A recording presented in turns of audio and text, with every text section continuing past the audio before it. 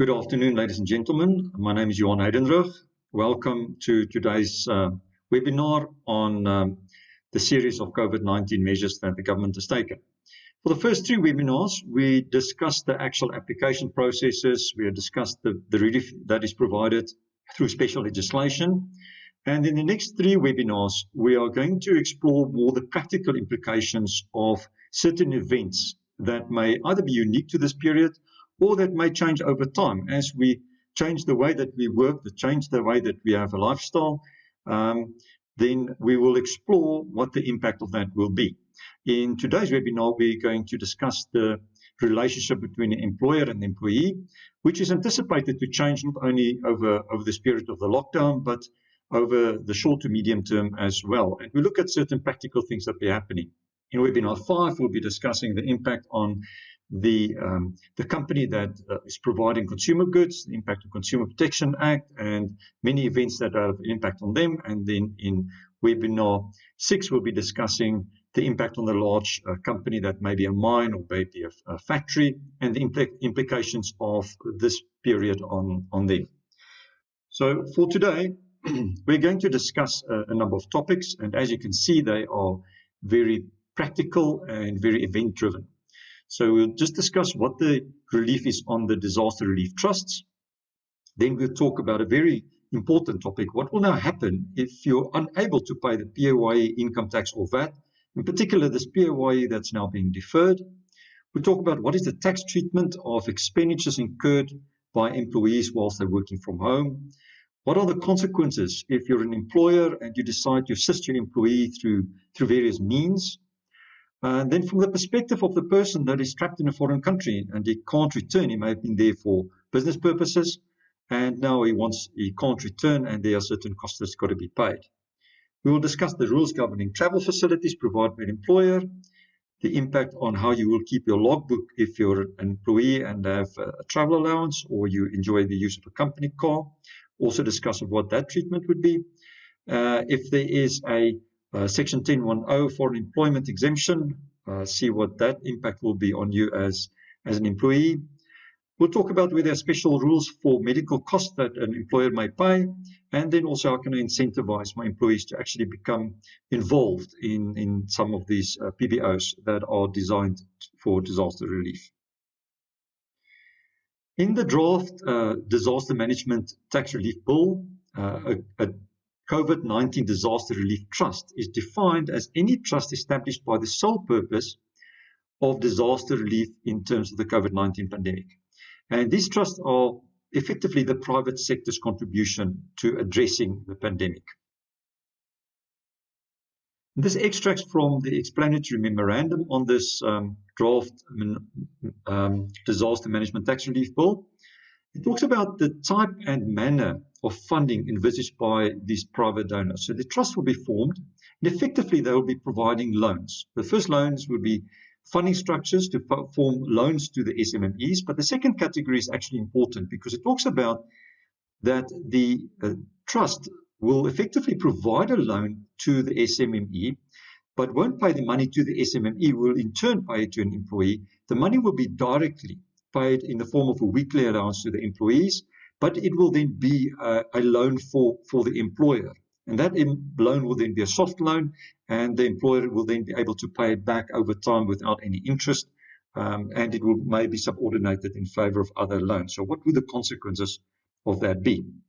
So before we carry on, there are 4 extracts from the explanatory memorandum. So firstly, it's about the tax treatment of the relief fund itself.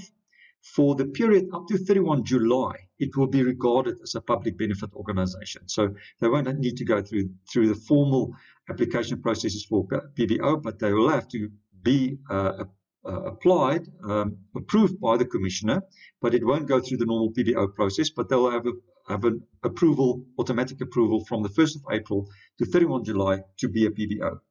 After the 31st of July, they will be deemed to be a small business funding entity, which was also exempt in terms of Section 30C. So it's a bit of a funny arrangement because from the 1st of April to 31st of July 2020, they'll be regarded to be a public benefit organization, exempt in terms of 10(1)(cn), and thereafter they'll be deemed to be a small business funding entity as contemplated in 30C, also exempt.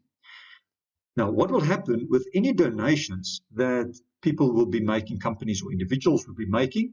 So for the period, only for the period between the 1st of April and 31st of July, that will qualify for a deduction in terms of Section 18 Cap A. And for companies, they can get a tax deduction up to 10% of taxable income, and for individuals up to 5%. And that will then be a deduction that you can enjoy if you make a contribution. So people will be encouraged to do that. As we're talking today about the relationship between employer and employee, if you are SMME and you are enjoying a benefit under the category where this trust will be paying salaries effectively on your behalf, and that will be constituting a loan, there is an exemption from PAYE, and there's no need then for you as an employer to deduct employees' tax from this salary that is paid on your behalf. Because remember, all that will happen is the money will flow directly to the employee, but it's still paid on your behalf, and there will still be a liability of PAYE. But in terms of the disaster management tax relief bill, there will be no obligation to deduct that PAYE. But remember now, this is not exempt in the hands of the recipient. So the employee will receive this money, there will be no PAYE deducted. But when that employee now submits his tax return at the end of the year, he'll have to pay in. So there will be an obligation. And if you do enjoy that, it is very important that the employee must understand that there would be a tax liability once the tax return is submitted. So this leads us to a bit of a discussion in saying, what will now happen if I can't pay this tax? So let's just first look at some of the other sections in the Act that is not being changed. So the first thing is Section 234 of the Tax Administration Act says that a person who willfully and without just cause fails or neglects to withhold and pay to SARS an amount of tax, as and when required under the Tax Act, is guilty of an offence, and upon conviction is subject to a fine or to imprisonment for a period not exceeding 2 years. So under the COVID-19 situation, we do expect people to now suffer and not be able to pay this tax. So this can apply for the 20% PAYE that you do not withhold, but you are obligated to pay it back over 6 months. If you do not pay it back, then you'll be held guilty of an offence if it is willful and without just cause. So hopefully one will regard financial difficulties to be without just cause, but it would be nice if SARS just issues a media statement or something to say that that will be regarded as such. One should also look at paragraph 30 of the 4th Schedule to the Income Tax Act, and it says, and it talks about, obviously the 4th Schedule deals with the employee's tax, but also provisional tax. It says that any person who willfully and without just cause becomes liable for any remuneration, either don't deduct the PAYE or fails to pay the PAYE to the Commissioner when required, or, and this is quite an important one, uses or applies any amount deducted for purposes other than the payment of such amount to the Commissioner. Because remember, the PAYE is actually you deducting it, withholding. It's not your tax. You're withholding the money on behalf of your employee. If your employee is earning 20,000 Rand per month and you're withholding 5,000 Rand for that month, you're only paying an amount of 15,000 Rand to the employee. But that is not your money. You are due 20,000 Rand to that employee. So in terms of the normal rules, if you deducted 5,000 Rand, you cannot use that 5,000 Rand for any other purpose than the payment of such an amount to the Commissioner. If you do that, you'll be guilty of an offence and liable on conviction to imprisonment. Now, if you're suffering serious financial hardship because of the COVID-19, one can argue that it is not willful and it is with just cause. But be careful, and one should not just assume that SARS will not impose this. Let's talk about the tax liability and the payment. It is interesting that the 4th Schedule already allows the Commissioner to grant approval that there should be no PAYE deduction. What the paragraph 11th of the 4th Schedule says, that the Commissioner may, having regard to the circumstances of the case, issue a directive to an employer authorizing that employer to refrain from deducting any employment tax in order to alleviate hardship to that employee due to circumstances outside the control of the employee. So the reality is SARS could already have used, they didn't need a law change, they could have used paragraph 11 of the 4th schedule and just authorizing certain employers not to deduct any employee's tax. But remember, this 20% is actually you are deducting the employee's tax. That is there to be a soft loan to the employer, and therefore the employer will, for the period from April to July, not deduct. They'll still deduct the employee's tax. They won't pay the gross amount to the employee. They'll still deduct it. But then 20% of that POA that has been deducted, they will not pay over to SARS. So effectively, it becomes a soft loan to the employer. And then after that, they are obligated to pay it over. In this case, SARS can actually allow you not to deduct employee's tax at all. So this SARS could have used, for example, on the money that will come from the disaster relief trusts that will be paid directly to the employees of SMMEs. But fortunately, they did change the law there, but they could have used this section as well. There may be situations where any employer can actually go to SARS and say, I have employees that's not really suffering hardships. They have gone on reduced pay. They don't have enough money, so I've paying them maybe 50% of what I normally would do, and now they're suffering financial hardship. Can I please have approval not to deduct any employees' tax from their salaries? This can also apply if a taxpayer is suffering financial hardship. They can approach SARS and ask for a deferral arrangement. Now, deferral arrangement is essentially an installment payment arrangement. So how does that work? It needs to be negotiated with a senior SARS official, and there needs to be qualifying criteria for that deferral arrangement. All of this comes from Section 167 and 168 in the Tax Administration Act. The qualifying criteria is that the taxpayer must suffer from a deficiency of assets or liquidity. So it's got a lack of assets, lack of liquidity, and this is not necessarily able to remediate it in the immediate future. Or the taxpayer anticipates income which can be used. So the taxpayer is suffering from an immediate cash flow problem. The taxpayer is suffering from a deficiency of asset, but they do anticipate income to come from in future. So once the lockdown is lifted, then my restaurant can operate again. I'll have customers again, and I'll be able to do this. So, and I will be able to work myself out of that. An immediate collection activity would be harsh, or the taxpayer can even provide security. So if any of these things are present, then the taxpayer can approach SARS and say, I want to defer my payment of my income tax liability, or even VAT liability, and try to get a deferral arrangement for that. This can be modified by SARS if SARS believes that the collection of tax is in jeopardy. Because remember, there's no, under this deferral arrangement, you still need to pay the tax. It's just paid in installments. If SARS gets to a point, they say, but hang on, you're going to emigrate, or you are getting rid of all your assets, and the collection of tax is then in jeopardy, then SARS can say, no, I want to immediately collect my money. Or if the taxpayer has supplied materially incorrect information, he has provided not information of investments that they may have, or a separate bank accounts, or the financial condition has changed materially, has improved overnight, there has been a very immediate inflow of cash, then SARS can also change this installment payment agreement. But this can potentially be used in order to assist taxpayers who are suffering from cash flow problems in this time. SARS can obtain a preservation order. So when can a preservation order be obtained?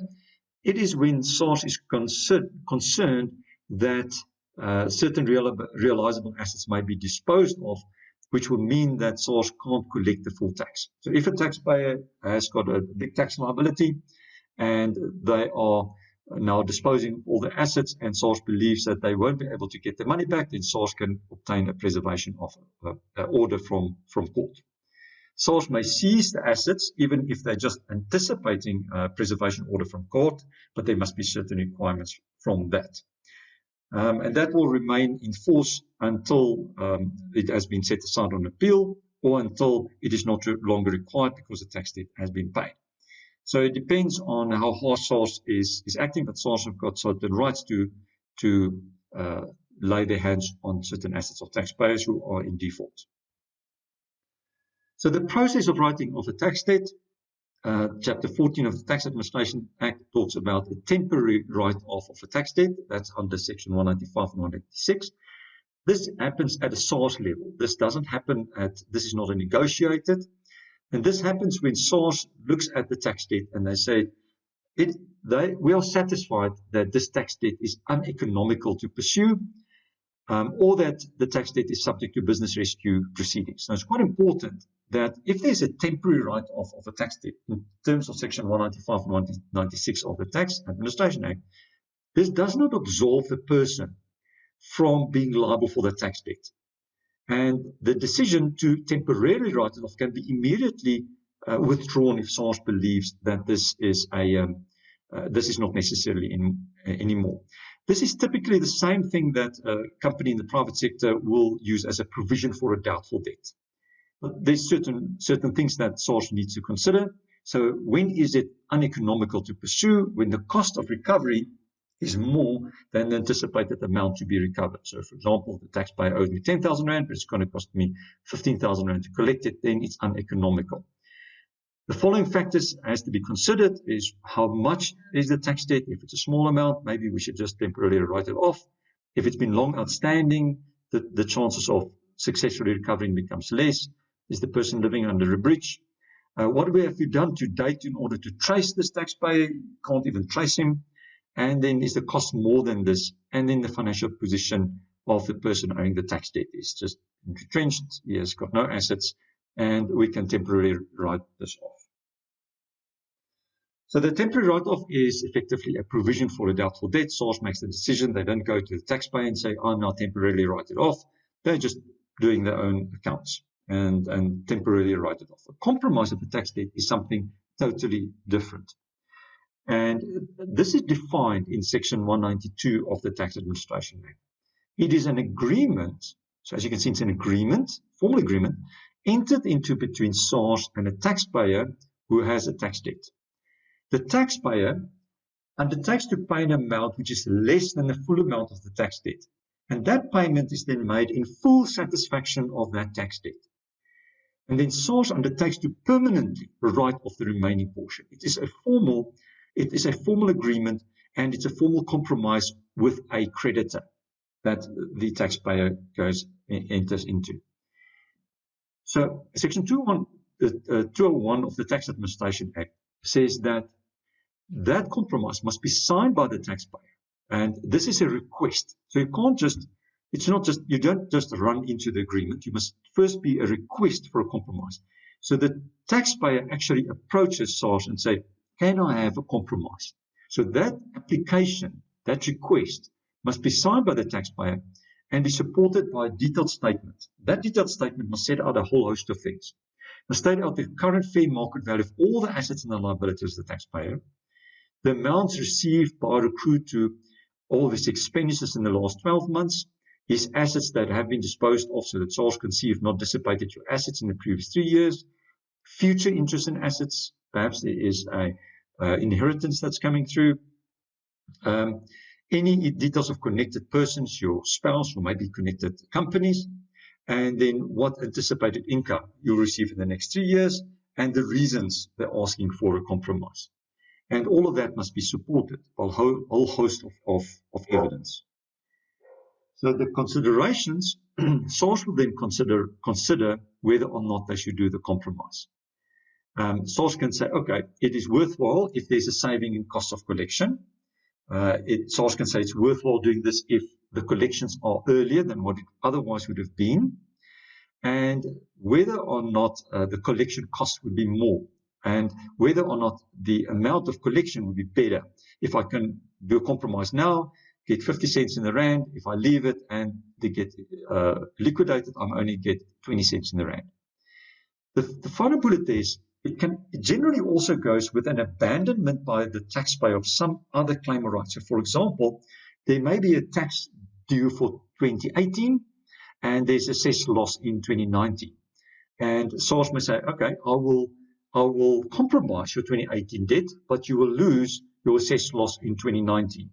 Or you may have a Section 6 quad credit due to you, and it may be that you will then forfeit any 6 quad credits that may be due to you. So a compromise generally is also associated with abandonment of any losses, any capital losses or the like. So when is a compromise not appropriate? Is when there has been a compromise 3 years before that, and again, the tax affairs of the taxpayer are not up to date. As you can see also through all the COVID-19 special dispensations on the ETI and all those things, it's always important that the tax affairs of the taxpayer are up to date. It's not appropriate if another creditor said they're going to initiate liquidation, or if the compromise will prejudice other creditors, or if SARS is prejudiced in favor of other creditors, or it adversely affects broader taxpayer compliance. If a taxpayer, for example, is involved in fraudulent schemes and they then compromise, it doesn't send out the right message. And the last bullet is also very important. The taxpayer, it's not appropriate to compromise if the taxpayer is a company or a trust and SARS has not first explored action against or recovered from the personal assets of the person who may be liable for the debt. And this now links in again with the Companies Act, which the Companies Act places burdens on companies if they are trading under insolvent conditions. Then there may be personal liabilities for the directors or the public officers. And if there has been reckless trading by the directors, then SARS may collect the taxes from the directors in their personal capacities as well. So the procedure for that, it is an agreement, and that agreement will state that it is in full and final settlement of the tax liability, and it will also, the agreement will also then say whether assessed losses are forfeited, and then that agreement is then binding on SARS, it is binding on the taxpayer, and generally, if it deals with a specific year, that year is then absolutely closed. It should not be subject to any more investigations or on any audits or requests for information. SARS is not bound to that compromise if the debtor fails to disclose a material fact to which the compromise relates, or there's material incorrect information, and or if the debtor is then liquidated before they've fully complied with this. So in this period, compromise is a powerful tool, but full disclosure and compliance is required in all instances. SARS can then go and say, as you may recall, I talked about the temporary write-off of a debt, and this is a permanent write-off. So in this case, the taxpayer is actually informed of this. So this is dealt with Section 197, 198, and 199. So this happens to the extent that SARS is satisfied that the tax debt is irrecoverable in law. So the company has been liquidated. It doesn't exist anymore. So in law, there's no possible opportunity to recover an amount anymore. It is also if the debt is compromised. You can see if there's a compromise, then there will be a separate step that SARS will then permanently write off this debt. So SARS must notify the taxpayer that this debt has now been formally written off and that it has been closed. Now, before a decision is made on the write-off of the tax debt, SARS must do certain things. They must determine whether there are any other tax debts owing to SARS by the taxpayer. So if this is about writing off an income tax debt, they must look at whether there is any VAT or PAYE or anything else. They must reconcile all the amounts owed by and to the taxpayer, penalties, interest, and the like. They must obtain a breakdown of all the tax debts, and they must document all of this history and in order to substantiate the permanent write-off of this tax debt. So this will be happening if the taxpayer is due an amount to SARS and he may have struggled to pay all that amount back. So let's get to some practicalities. As we speak, most of us are, and as we're listening to this webinar, most of us will be sitting at home. So most of us will be salaried employees. So during this period, a salaried employee may incur additional costs, and what are the consequences of that? So let's first look at what the law says. And let's recap. So Section 23 contains certain prohibitions. Section 23B is the prohibition that says no deduction can be claimed for domestic or private purpose, for private expenses. So that's generally your private house. You can't claim any deduction.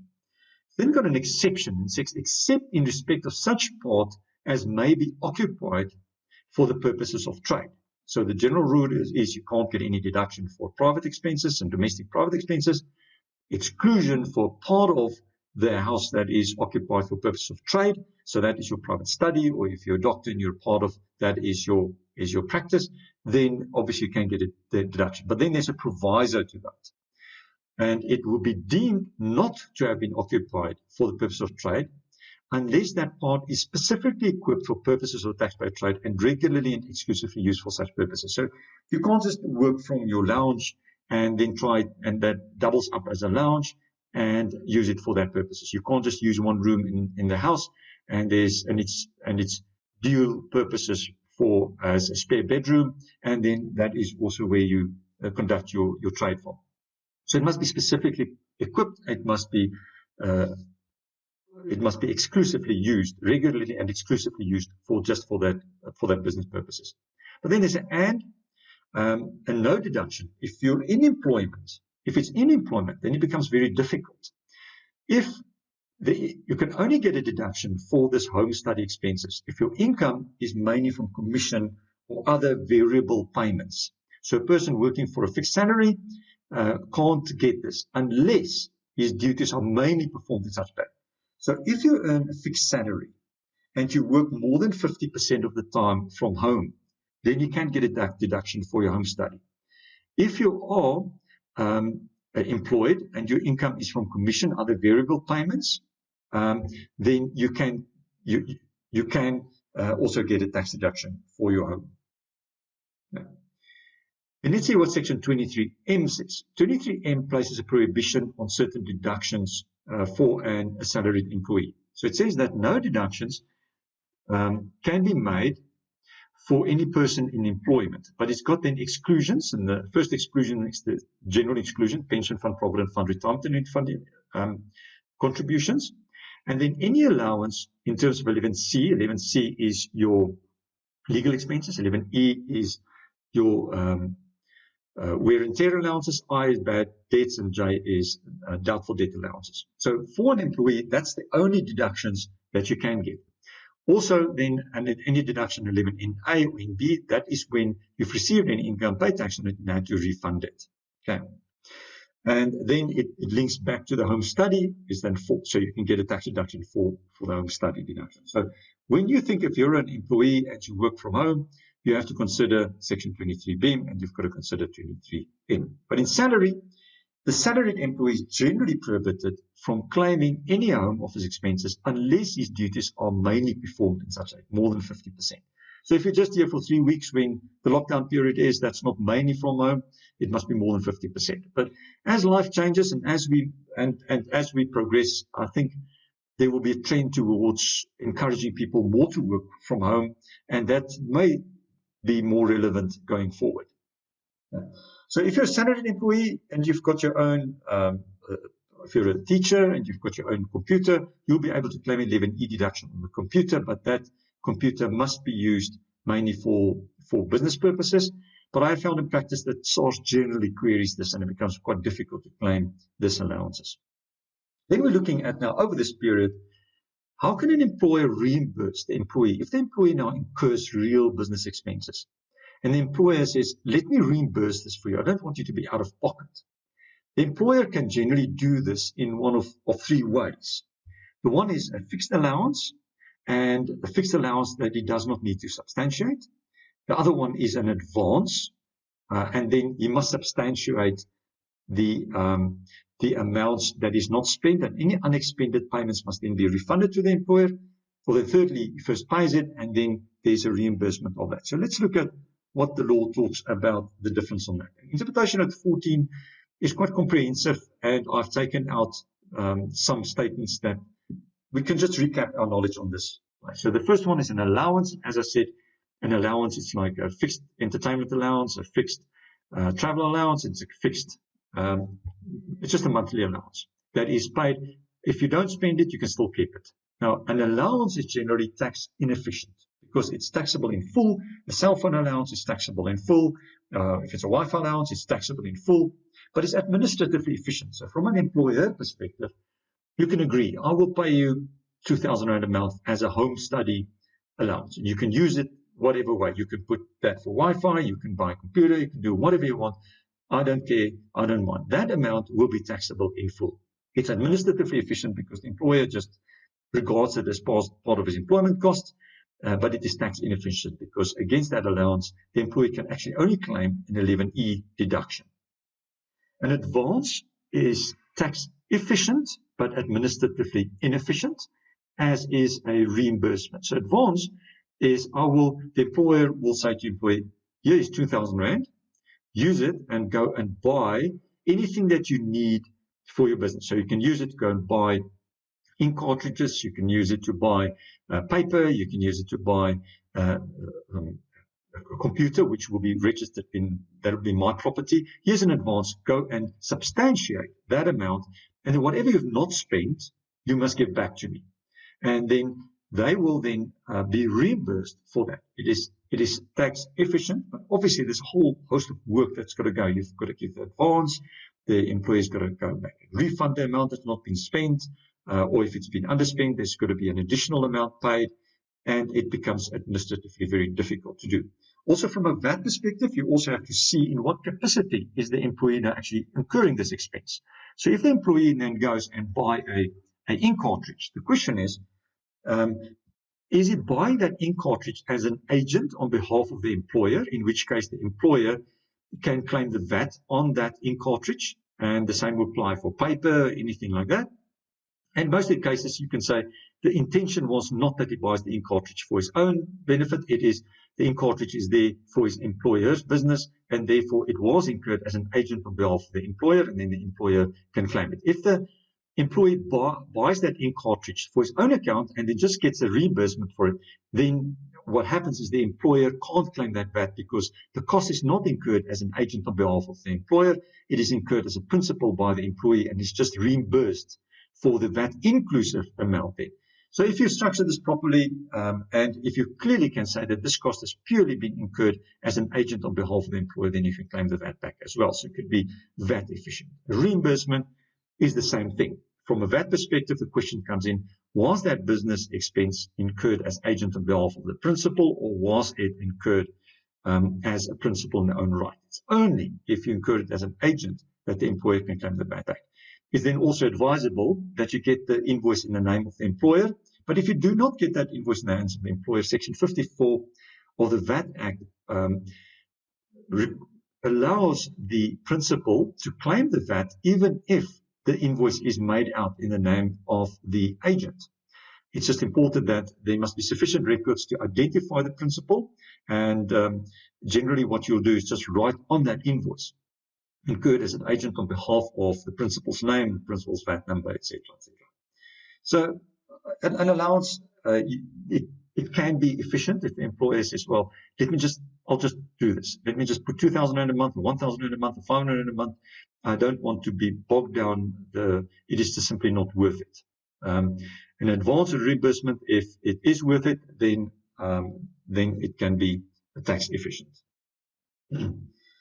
Also, just going to the way that the Act is set out. The way that the Act is set out in Section 81A, it includes in taxable income all allowances and advances. So it deals with your travel, subsistence, and all these things. But look at the second bullet. It provides that all such allowances and advances must be included in the person's taxable income to the extent that they are not expended. There's often a misconception that you claim a deduction, for example, against your travel allowance. I claim, how do you do my deduction for my travel allowance? I take my actual kilometers multiplied by a deemed amount per kilometer. I'm claiming a deduction. It's actually technically not correct. What happens is that the net amount of your travel allowance gets included. So if your travel allowance is 100,000 Rand and your calculation of your deduction, in inverted commas, is 80,000 Rand. The way the law works is not that you include 100,000 and deduct 80,000 Rand. The way that the law works is that you only include 20,000 Rand in your taxable income. So a net amount of 20,000 Rand comes in taxable income. And that works the same for any expenses that's been, for example, subsistence as well. So it's the net amount that gets included. Okay. What is excluded? So Section 81A excludes reimbursements or advances from taxable income if the following requirements are met. The reimbursement or advance was or must be expended by the recipient on instruction of the principal in the furtherance of the principal's trade. So the employer tells the employee, I want you to go and buy 5 ink cartridges for that printer, and that is for my business, and you need it because you need to do some printing. I need you to enter into that cell phone contract, especially for that. It is my cell phone, it's not your cell phone, specifically for my trade. The recipient must produce proof to the principal that the amounts were wholly and actually expended for this purpose. So you can see it's wholly spent for this purpose. The recipient must account to the principal for the expenditure, and the expenditure was or will be incurred to acquire asset and ownership in that asset vests in the principal. So if it was for an asset, then the ownership of the asset must vest in the principal. Even something like a cartridge. The cartridge is the property of the principal. It's not the property of the employee. So if, for example, the employee has got a cell phone, which is already in the employee's name, okay, then one needs to look at how you can reimburse actual costs on this. So the evidentiary issues becomes an issue. So I mentioned now the cell phone cost. So let's assume in this period, an employee, he's got a cell phone. So he's got a private cell phone, but now for 3 weeks, he's got to work from home, and he's now going to phone, make a lot of calls for business reasons. So if the employer says, well, okay, you keep your private cell phone, here is another cell phone, just go and buy airtime on this phone, then clearly that airtime on that phone would be specifically for business purposes. If the employer says, yes, airtime on the phone, but the cell phone is used for private as well as a business periods, it becomes a bit more difficult. One can go through and say, let's get a detailed billing and apportion the total cost on that ratio. That should be acceptable. And at the end of the period, here's the total billing, and the employee will say, I've got this cell phone contract, I've got a billing statement, I've now portioned it based on the calls made for business purposes, the calls paid for private purposes. 60% of the calls were for business purposes, so I'm claiming 60% of my monthly cost now on this basis. Generally, that should be acceptable. Okay, it becomes a bit more difficult if the employee already has a cell phone contract with either free minutes or unlimited voice calls, and then you can run into problems. Is there any marginal additional cost for business purposes? But a reasonable basis of apportionment. In this case, you can't claim any VAT. You can't argue that the cell phone cost was incurred, this extra cost was incurred as an agent of behalf of the employer, because the contract is between the cell phone provider and the employee. So the VAT incidence is between the cell phone provider and the employee. It's not between the cell phone provider and the employer. So if the employee can, at the end of the 3-week period, do an analysis of his cell phone costs and say, well, here is a list of all my calls that I've made for business purposes. This is now purely, and I want to have a reimbursement. That should be acceptable. It becomes difficult for Wi-Fi costs and the like. If the employee, for example, does not have any Wi-Fi, and the employer says, I want to put Wi-Fi costs in, then that Wi-Fi cost is actually exempt from tax if the employer then incurs that cost, if the employer pays for the cost, because any communication cost, which is mainly used for business purposes, is actually exempt. And there's an additional slide on this. If the employee already have a Wi-Fi cost, he's got unlimited Wi-Fi, and he had that forever because he watches Netflix and he already needs it, then there's no additional cost for the business, and SARS may argue that there is no additional business cost and refuse a reimbursement of that. So this can be slightly difficult in practice. Okay. There is an exemption for the use of any assets. So if the employer provides the employee with the use of assets, so the ownership of the asset vests on the employer, there's a split between telephone and computer equipment and any other assets. So telephone and computer equipment only needs to be used mainly for the employer's business. That means more than 50% must be used for business purposes.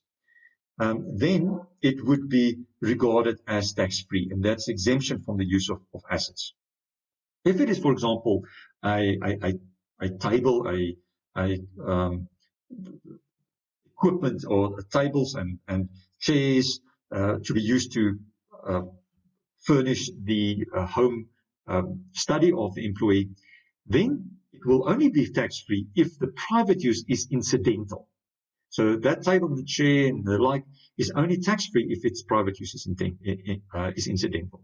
It's interesting that the use of books, literary recordings, or work of art is entirely free of, that's not a use of asset, there's no tax on that. Okay. Then there's a paragraph 10 of the 7th schedule, exempt from the free of cheap services. No value shall be placed under this paragraph on any communication services provided to an employee if the service is used mainly for purposes of the employer's business. So that is, again, mainly is more than 50%. So if the employer provides Wi-Fi service for the employee, or puts in specifically a telephone line for the employee for business purposes, if more than 50% of that is business purposes, then there is no liability. So, but this is quite important, that the employer must be liable as principal towards the supplier of the Wi-Fi or the telecommunication line. In that case, the employer can then also claim the VAT on it. So it may be worthwhile for the employer to put in Wi-Fi at the employee's house. If more than 50% of the use of the Wi-Fi would be for business purposes, then that will not be taxable at all. But then the employer must do that as principal. Okay. So let's look at, that is now the employee working from home. We've talked about his home study. We've talked about the reimbursement of certain expenses that he may have and what the current legislation, because there's no change in legislation on this. One can ask, should there not be a change in legislation? And that is obviously a different debate, because I think if the government wants to have social distancing, then it should also be encouraging to do that and make it easy for employees to work from home and not incur certain costs. So how can the employer assist? So let's talk about bursaries. All of you are, sorry, this is bursaries. So we first talk about food and basic necessity assistance.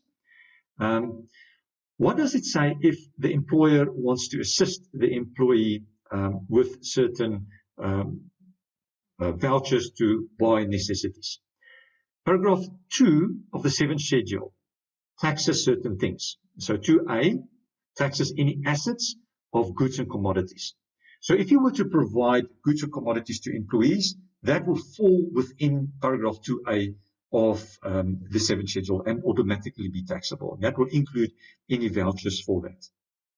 2C will tax also the employee has been provided with any meal or refreshment or voucher, and that will be valued in terms of A2. And then D talks about residential accommodation. So on the face of it, if you were to provide anything, that will be taxable. So let's see what paragraph 8 says.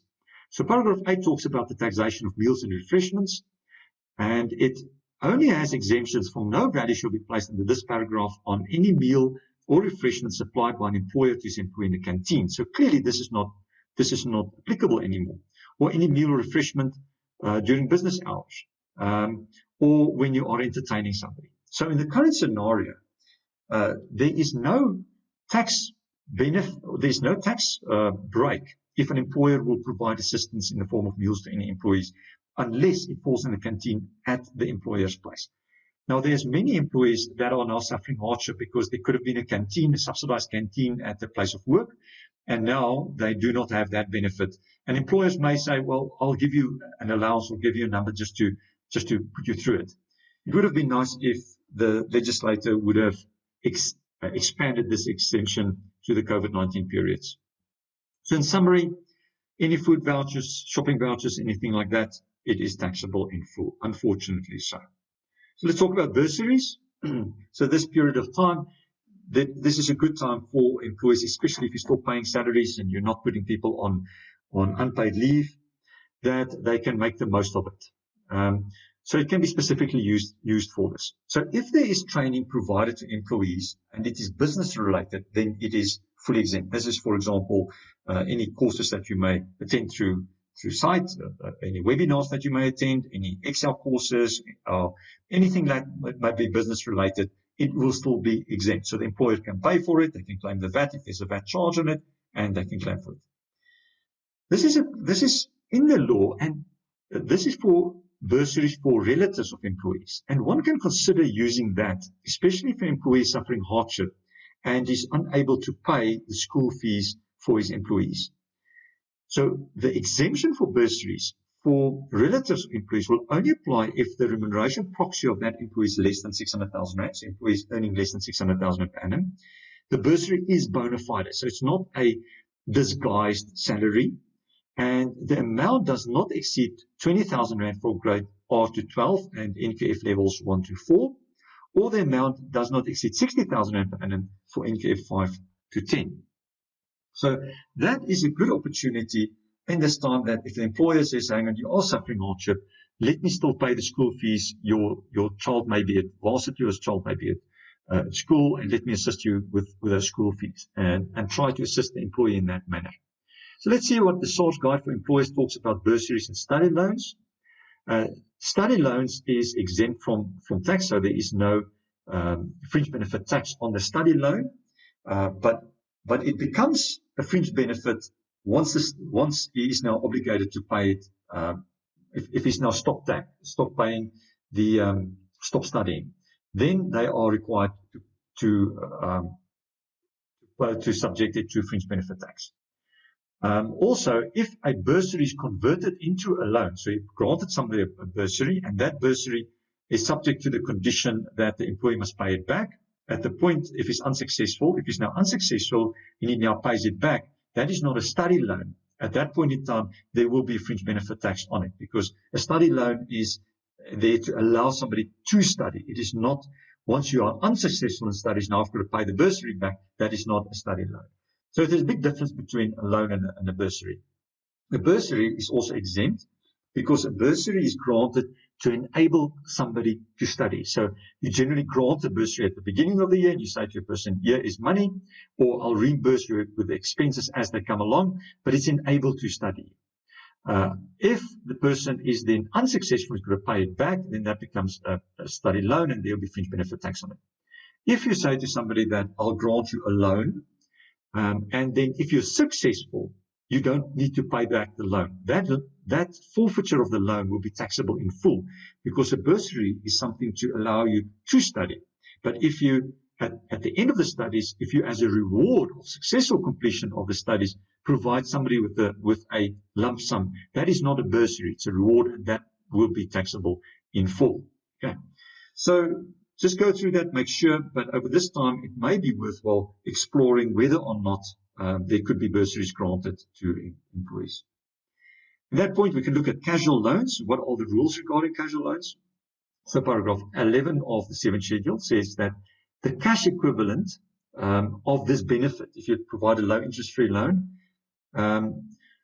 will be calculated on the difference between the official rate of interest and the amount that the employee actually pays. The following exemptions applies, and I've already talked about the exemption for studies, but A is a no value shall be placed on a debt owed by any employees to his employer if such debt or the aggregate of such debts does not exceed the sum of 3,000 rand at any relevant time. Now that 3,000 rand has remained constant for the past 10 or 15 years. It would have been nice if SARS would have extended that to a bigger amount, especially under this time where employers may say, well, I'm putting you on a reduced pay, but in certain instances, I may provide my employees with loans in order that they must pay back over time, and that could have been exempt from fringe benefit tax, and if the employer could have provided them with soft loans, especially if that employer is now also getting assistance from SMEs to have those loans to have that loans funded. So it would have been nice if the 3,000 rand could have been 30,000 rand. That would have been nice at this stage. There's also an exemption for a debt owed to the employer in consequence of where that employee acquires an immovable property, but it only applies if the market value of the property is up to 450,000 rand, and if the remuneration proxy of that employee does not exceed 250,000 rand. So employers can provide interest-free loans to employees earning up to 250,000 rand to acquire fixed property. In this section, I would just like to discuss the tax treatment of subsistence allowances, and this may or may not apply to an employee who went overseas for business reasons, couldn't return in time, and now is trapped overseas. And then the question comes in, can the employer just continue to pay subsistence allowance? Can they continue to pay for accommodation or the like? So one never knows whether these things happen. So let's just look at what Interpretation Note 14 says about subsistence allowances. So firstly, in the Interpretation Note 14, I jump to the paragraph 6, which talks about employees' tax. And it says that subsistence allowances are generally not subject to employees' tax. So subsistence allowance is generally, you're not allowed to enjoy the benefit of a subsistence allowance if it's just a fixed amount. So here is 2,000 Rand per month. No matter whether you have to substantiate it or unsubstantiate it, here's just 6,000 Rand or 2,000 Rand a month to be paid for that. The reason for this is this second red circle. It says this ensures that subsistence allowances are not used as a form of salary structuring by employers. They do not want this to be brought into your total cost to company calculation. It must be over and above. Subsistence allowance must be when you travel for business purposes and you're away from your normal place of work and your normal place of residence for more than one night, then the employer can incur certain costs, and that will be tax exempt. And there are also certain deemed costs that you'll talk about now. And at a point, that was quite a nifty way of structuring your total salary, and people were building in a subsistence allowance as part of the salary, and then they on a monthly basis, they either claim a bit against it or don't claim a bit against it. But the idea is that subsistence allowance would be over and above. So generally what will happen is, again, it can be an advance or it can be a reimbursement. It can never be just a fixed monthly allowance. If it's a fixed monthly allowance and you pay tax on it, it's inefficient and you can't claim these things against it. But if it is a over and above, so an employer may say, okay, I understand you've got to go to America now, and here is an advance or subsistence allowance of 10,000 Rand for your trip. So essentially that does not get taxed to employees' tax, but in the month following the month in which the trip occurred, then it must be included in remuneration to the extent that it has not been actually spent or deemed to have been spent. So if you provide somebody in January with an allowance and the trip is in January, the person must go on the trip, he must get his evidence, the number of days. If he's claiming the daily allowance, he must deduct that and return whatever is excess in the following month. Whatever portion has not been returned the following month must then be fully taxed. Okay. So and again here they talk about the deductions from subsistence allowance. I suppose it's, as I said earlier, it's actually a net amount that comes in. It's to the extent that the subsistence allowance has not been spent on business purposes, that net amount gets included in income. But let's work on this description. So it says the recipient may only deduct subsistence-related expenses from the subsistence allowance if the recipient is obliged to spend at least one night away from his usual place of residence in the Republic by reason of the duties of his or her office of employment. And that is quite important. It must be by reason for his duties or his office of employment. Okay. So if by reason, the reason for the recipient's away from home must be related to his office of employment. That is very important. So then you can either claim the actual or the deemed, or a bit of a combination to it. Under the actual method, the amount they deem to have actually spent is equal to the cost of accommodation, meals, and other incidents, excluding any amount that the employer has paid. Okay. Under the deemed method, there is certain amounts that SARS have gazetted in the government gazette. So the gazetted amounts for local, for meals and incidentals, is 452 Rand per day. So if you're away for one night, you can get 452 Rand for 2 days. If it's incidentals only, it's 139 Rand per day. So if it's meals and incidentals that you have to fund yourself, the accommodation must always be actual. So if you go away locally and the employer pays the accommodation and they pay for the meals, then over and above that, the employer can give you 139 Rand per day for incidentals. That's for dry cleaning, and that is for snacks or stuff like that during the day. That is for incidentals. Then they can give you 139 Rand a day. If you're away for one night, they can give you 139 Rand times 2. If the employer pays only for the accommodation and not for meals, and you must pay for meals and incidentals yourself, then it's 452 Rand per day for that meals and incidentals. Okay. For foreign, it's for meals and incidentals, so the accommodation must always be the actuals. Then if you are required to fund out of your subsistence allowance, then your employer can give you, for example, for USA, $146 per day. It varies per country wherever you are. There's a list that gets submitted every year. The 2021 list is exactly the same as the current year. So what will happen? So let's assume an employee has traveled overseas and his only reason was for business. He left South Africa, he had to go overseas, he had to either repair a machine that was in Ghana, and as he was there was a lockdown and he can't return to South Africa. His sole purpose is business. Now he's trapped in Ghana, he can't come back. In that case, one can strongly argue that there was a sole purpose, even during this lockdown period, even if you can't do anything there, is there for business reasons. There's no other reason for business reasons. So one can argue that he would have gone there for 3 days. Now he's stuck there for 3 weeks. During that extra days, the employer can still pay for his accommodation. They can still pay for this $149 a night, whatever the rate would be for Ghana, and that should still be exempt. That is relatively simple. However, it becomes much more difficult. So if an employer has traveled with a sole purpose private, clearly, if the employer pays anything, it will be fully taxable. So if the employer went overseas for a leave and is now trapped there, and the employer says, well, okay, I will pay you certain amounts in order to fund that, that will be absolutely tax-free. But it becomes very difficult when there's a dual purpose, because often employers will say, okay, I have a trip to Europe, and I've got to be there for a course, or I've got to be there for a meeting or a conference or something. But at the end of the day, I will then just extend it. I will just spend the weekend and do a bit of sightseeing. I come back, instead of coming back on Friday, I'll come back on Monday or on Tuesday. Then clearly the portion which is private. So if you are there for the conference, if you're there for the meeting, or whatever the purpose, during that period, you can receive the subsistence allowance as tax-free.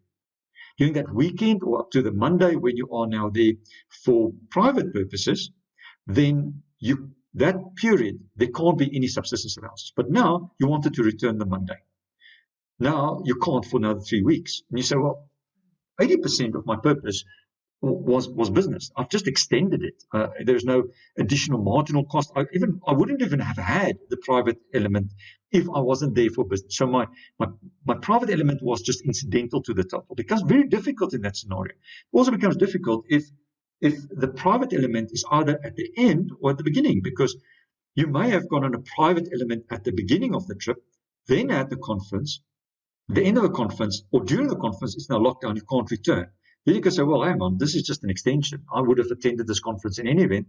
You need to pay me my subsistence. This is holy. But it becomes very difficult if you were there for business purposes, you extended it for private purposes, and the lockdown occurred during the private element of it. So there's no rulings from SARS. There is no clarity from SARS. My recommendation would be that SARS actually approach for a binding private ruling and to say, can we or can't we issue subsistence allowances under these scenarios?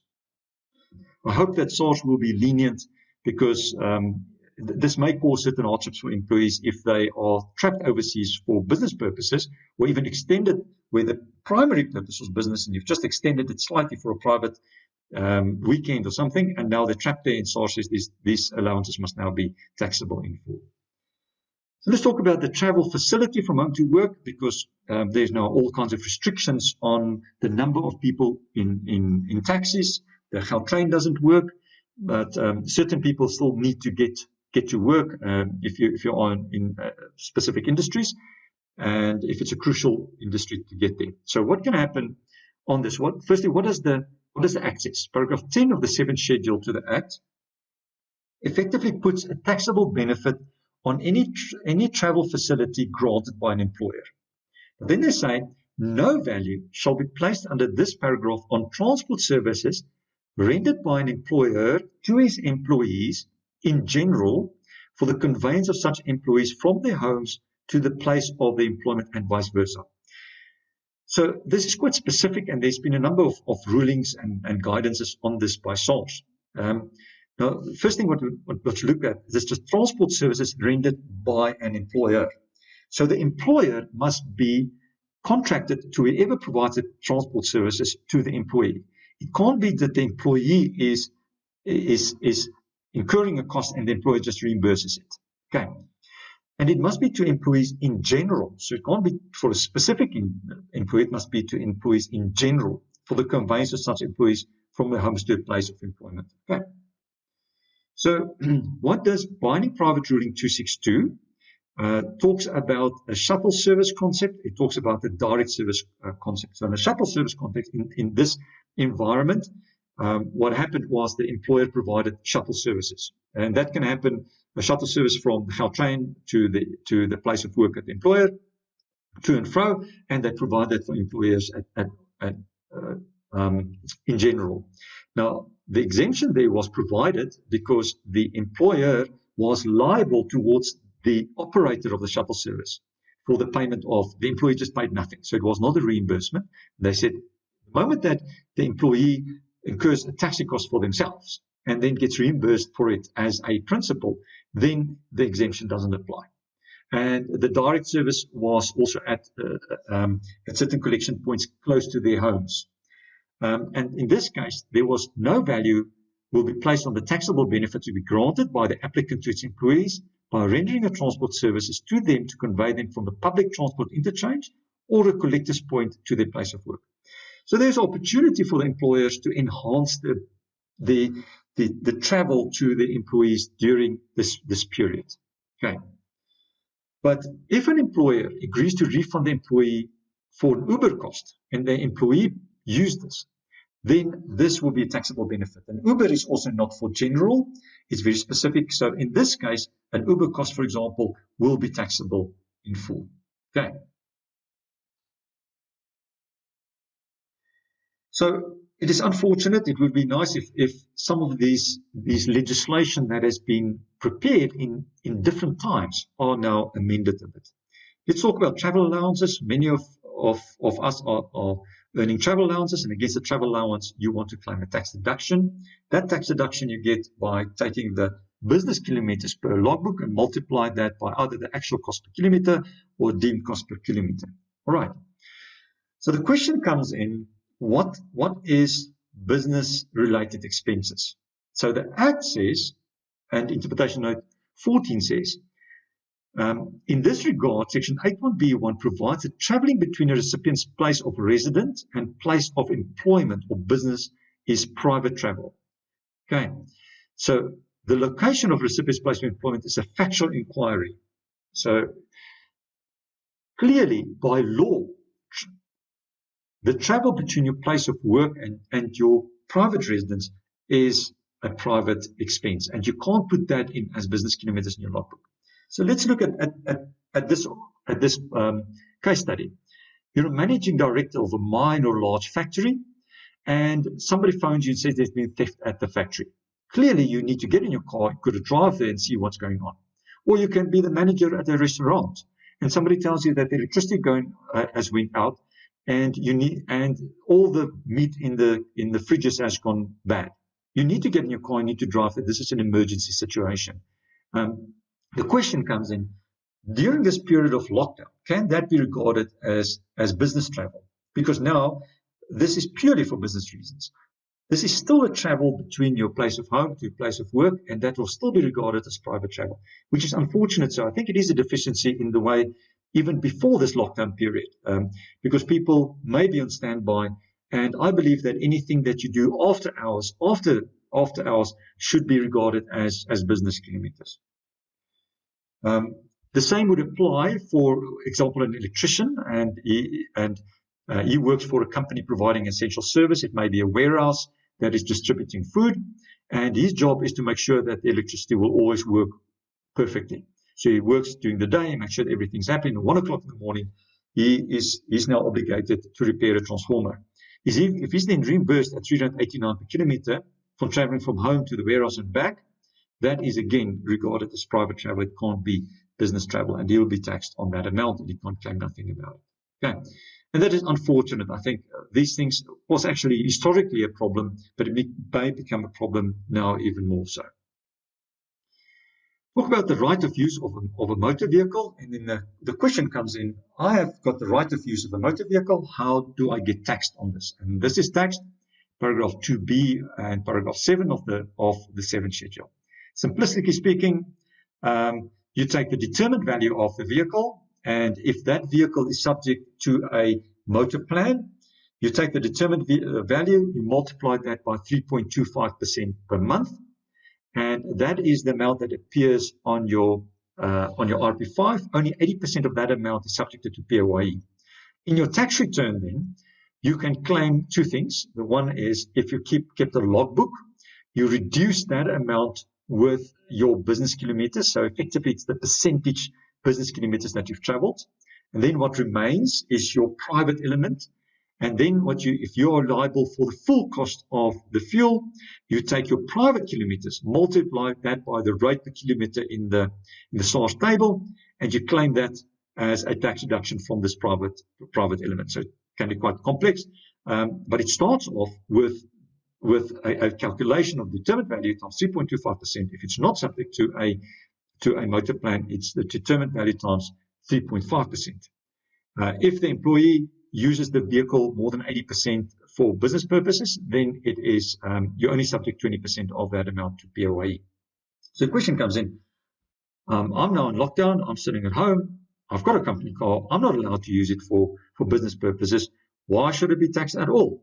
Why should it be taxed at all? Let's just look at what the Act actually says. And the Act says it is not the actual use of that company car. It's the right to use the company car that is subject to tax. So even though you may not factually use that company car, it's the fact that you've got the right to use that company car that is taxed. So you can't reduce it. So you're entitled to use it. Also, paragraph 7.5 deals with this specifically. It says no reduction in the value shall be made for the purposes of item B by reason of the fact that the vehicle in question was during any period, for any reason, temporarily not used by the employee for private purposes. So, sorry, you will be taxed even if the car is standing there idle. If there's extended lockdowns, an employee may formally give up the right to use the motor vehicle, but that must be formal. The vehicle must then not be at the premises of the employee, must not be entitled to use it, and the onus of proof would rest on the taxpayer that this is not a sham transaction. So what is a sham transaction? It's effectively fraud. Sham transaction is that you will say, well, you know what, I don't have the right to use the vehicle, but in actual fact, you do have the right to use the vehicle. It is, you're a manager at the company, they acquired a vehicle specifically for your purpose. Then you say, no, hang on, for 3 weeks, I've got to sit at home. You take the vehicle back. I'm just going to sit at home. I don't want it, and you sign an agreement to say for these 3 weeks, I'm not going to use it. And then after 3 weeks, you just carry on using it. It was never really the intention that car, that you'll cease using the car. So if you're going to go this route, then you have to do it properly, and the onus of proof will rest on you that this is not a sham transaction. It'd be difficult to prove, especially if you then coming back to work, you just continue to use the car as normal, as if nothing has happened. Okay.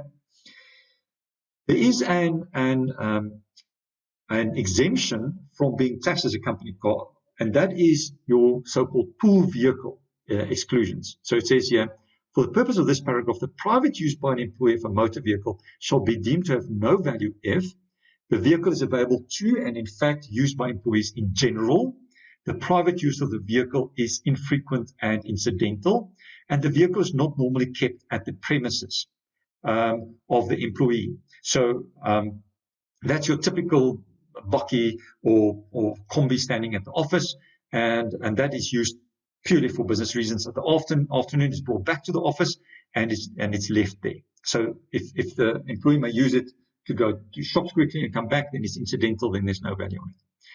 Or the nature of the employee, so that vehicle must then be kept at the premises. And this is one, the nature of the employee's duties are such that he is regularly required to use the vehicle for the performance of those duties outside his or her normal hours of work, and is not permitted to use that vehicle for private purposes other than between his place of work, and his private use is infrequent or incidental. So when he returns from work, he may stop at the shops and go back again. But if he's using it for going on holiday, then that exemption does not apply. So in this case, if an employee is on lockdown and the employer says, listen, you've got a crucial job, you need to make sure that if there's a security risk or if there is if there's electricity will go down, you need to then you can provide that person with a bakkie, but he's not allowed to use it for private purposes. He can take that bakkie and go to work and back, and then it should not have any fringe benefit tax consequences. Section 10.10 was changed recently. What that section deals with, it deals with foreign employment income, and it deals with if an employee is physically outside South Africa for a period or periods exceeding 183 full days in aggregate during a period of 12 months, or for a continuous period exceeding 60 full days for 12 months. So there was a recent amendment to that only comes into play now recently. Previously, there was no monetary limit on it. Now it only applies for to the extent that the remuneration does not exceed 1 million rand in the year of assessment. The position can happen that if a person is now required to stay overseas for another period, 3 weeks, 4 weeks, maybe a month, whatever the situation is, that they may fall within this. But it becomes a bit difficult because the reason you must be outside the Republic was on behalf of the employer. And in working out these days, just be very, very careful that you comply with the requirements of Section 10.10, because if you are there for private purposes and you were there maybe a combination of it, then you may or may not count the days that you are there for private purposes. Okay. What happens on medical assistance? Let's first look at what the law says. Again, we go to paragraph 12B of the 7th schedule. It says that the cash equivalent or the value of any taxable benefit in 2J is the amount incurred by the employer in respect of any medical, dental, similar services in respect of that employee. So the general rule, it is taxable. Okay? Even employer contributions to a medical aid fund is taxable, and then the person gets certain rebates. So no matter what you do, it will be taxable. Okay. But then there is certain no benefits. It's a no value must be placed in terms of this paragraph on a taxable benefits resulting from the provision of medical treatment listed in any category of the prescribed minimum benefits determined by the Minister of Health. Okay. But there are certain requirements. The employee is not part of a medical scheme. So effectively, if the employee was part of a medical scheme and you provided the contributions to the medical scheme, it would have been deemed to be a fringe benefit in the employee, but you could get credits. Now, if you don't have a medical scheme, but what you provide to the employee is exactly the same as the minimum benefit of what the medical scheme would have allowed, then that is then exempt from tax. Okay.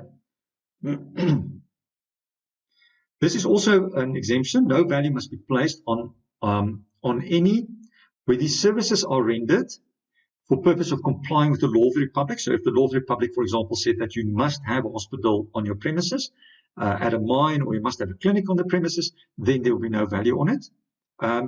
Also, the last point C is where the services rendered by the employer to the employees in general at the place of work for the better performance. So that's typically a clinic at work. So on the face of it, there is no real exemption if an employer will say, I will assist my employees in paying certain medical costs. I'll provide them with masks or anything like that. So if an employer reimburses his employees for the cost of mask or sanitizer, for work purposes, obviously that's just work, that's tax-free, but if it's for private purposes, it will be taxable. And then if they pay for medical costs not covered by medical aid, it will generally be regarded to be taxable. Okay. So let's just see, I've mentioned earlier that if you were to make a contribution to the disaster relief trusts, then that will be regarded as a Section 18A deduction. So this is in the actual disaster relief management tax bill where that deduction is now allowed. How can you now mobilize your workforce in order to try and get more donations into these trusts? It's interesting, and it's not used in many instances, but it can be taken into account for PAYE purposes. So it says the employer must deduct so much of any donation deductible from the remuneration of the employee in terms of Section 18A and pay such amount to relevant approved organization on behalf of the employee. So it may not exceed more than 5%. So what can happen is that the employer can mobilize its workforce and says, anybody that voluntarily wants to make a donation, tell us about it. We will deduct it from your salary. We'll take it into account for your employees' tax, and we will then, on your behalf, pay it over to these funds. And I think it can be quite a nifty way in order to get money in it, because even a donation of 10 Rand per month, if you add it up with all the employees, and they can get a tax benefit for it and a PAYE benefit for it, it can actually make a big difference at the end of the day. Ladies and gentlemen, thank you for your attention. Stay safe, enjoy the long weekend, even though you should, suppose, not experience any real change in the place that you are. Thank you very much and have a nice day.